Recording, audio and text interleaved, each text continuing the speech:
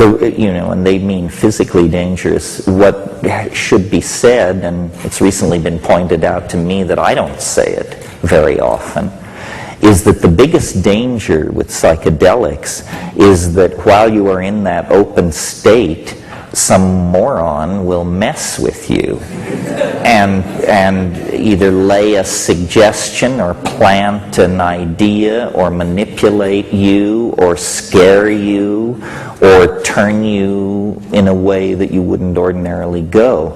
And this is why psychedelic etiquette means knowing your tripping partners.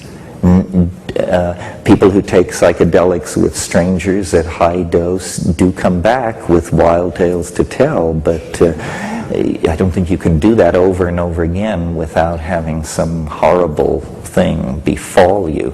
My mind is not, some people seem more resilient. I am not. People often ask me to trip them.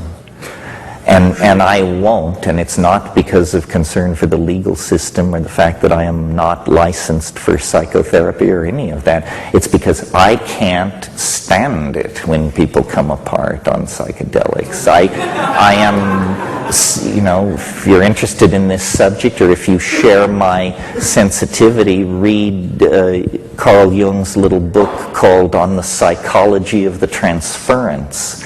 And then you will understand. In fact, that should be a standard tome for trippers.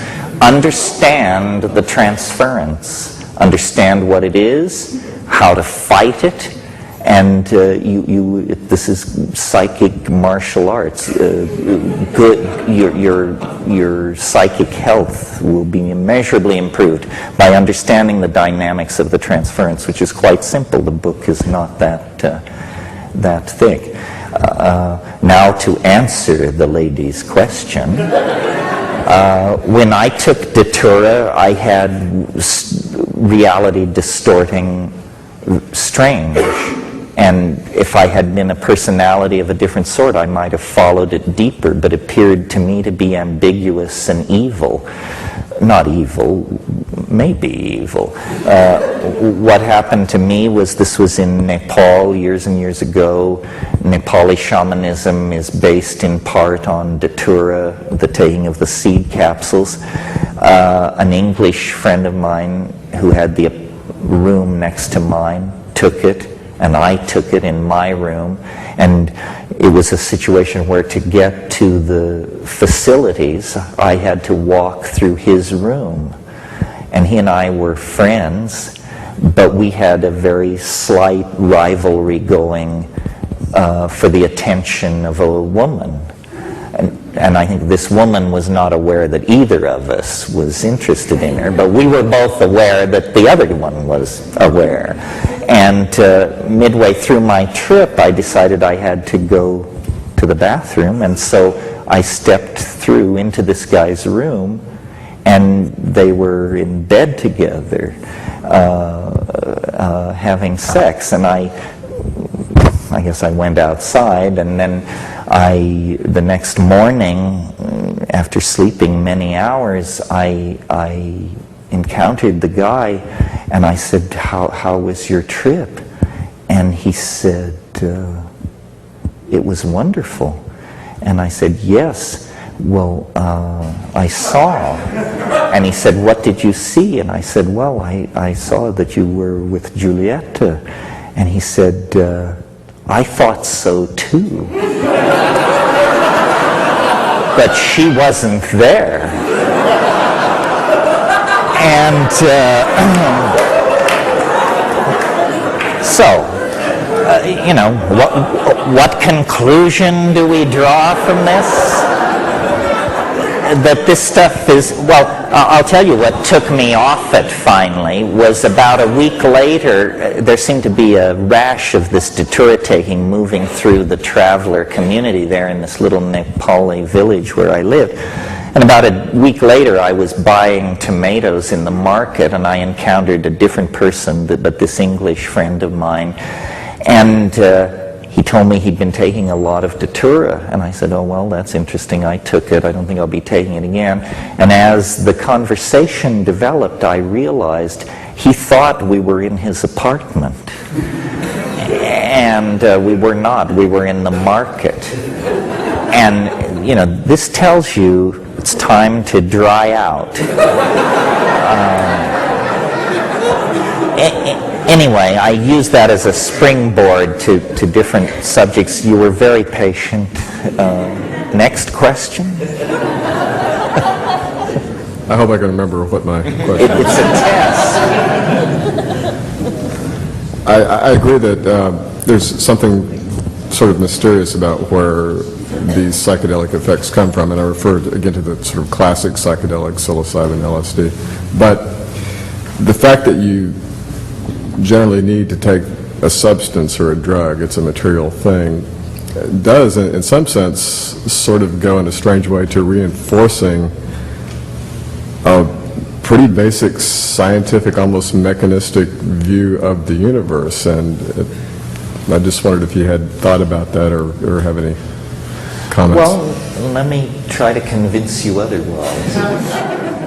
I mean, I see what you're saying. You're saying that because this transformative, possibly spiritual experience is causally connected to the act of taking a matter of a certain type into your body, that it seems to argue for the materialist proposition that mind is an epiphenomenon of the functioning of brain and so forth. Am I restating it right? Well, yeah, sort of, but I wouldn't necessarily go so far as to say that it forces you to conclude that the mind is an epiphenomenon of the brain, but that there is some sort of real validity to chemistry, mathematics, physics, and that you talked about balkanization at this moment, that those things are in some sense far more real than, say, channeling, what did you say? Oh, I see what you're saying. Yeah. Well, yes, I mean, this relates to what I was saying about the balkanization of epistemology. It's really strange to me that science is in the act of flinging open the curtains on a staggering vision of what it is to be alive in this cosmos. I mean, we now can look back through the Hubble and other telescopes, 13 billion years to within 600 million years of the primary explosion that presumptively created this universe. Meanwhile, we're tearing open the nature of the human genome, the nature of the heart of the atom. This is the great, great age for the expansion of the scientific vision. But the population is somehow incapable of staying up with what's going on, and so we have the greatest proliferation of occultism in all forms since the 16th century. It's almost as though there's a bifurcation of the culture.